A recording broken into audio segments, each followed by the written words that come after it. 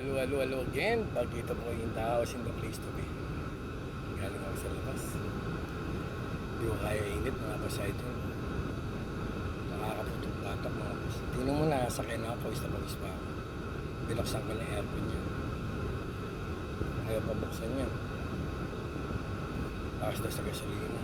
Pero sabi niya, isip-isip ko, pag tinanong ako, hindi ko kaya, ano gagawin? Diba?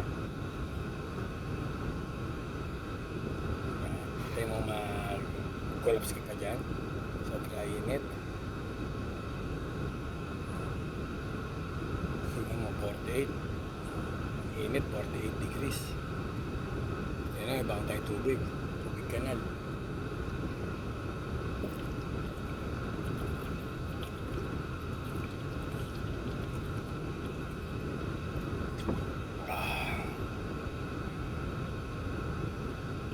Init mga boss.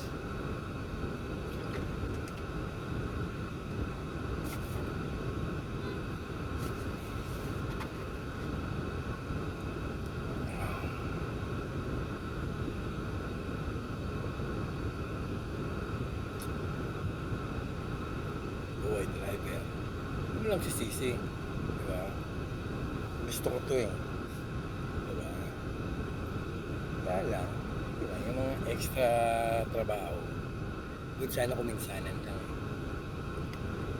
Ginagawang everyday na. Okay na ka sa kalagayan, ganun din.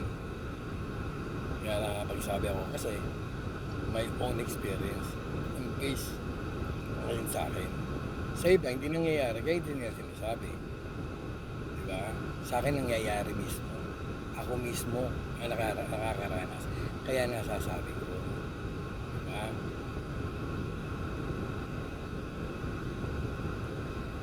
Pumunta na rin ako sa polo. Diba? Oo, sabi niya hindi raw kasama. Sa'yo daw yung papayag ka. Diba? May no choice na. Doon na, kaya tiis-tiis na lang. Buwan na lang naman ang binibilang ko, uwi na rin. Hindi tayo magreklamo, lang yung tatandaan, hindi tayo nagre-reklamo. Inilalabas ko lang. Kasi nga, hindi na siya part ng trabaho na pagiging driver. Kasi driver po ako dito. Hindi na siya. Halos lahat naman nakakaranas niyan eh. Diba? Sila. Kaya ako, binu-voice out ko lang dito. Nakagaya sa gayon, nakakalabas naman sa, tawag dito, sa loobin ko nakakabawas. Diba? Sa akin. Hindi ko sinabi sa inyo ha, sa akin.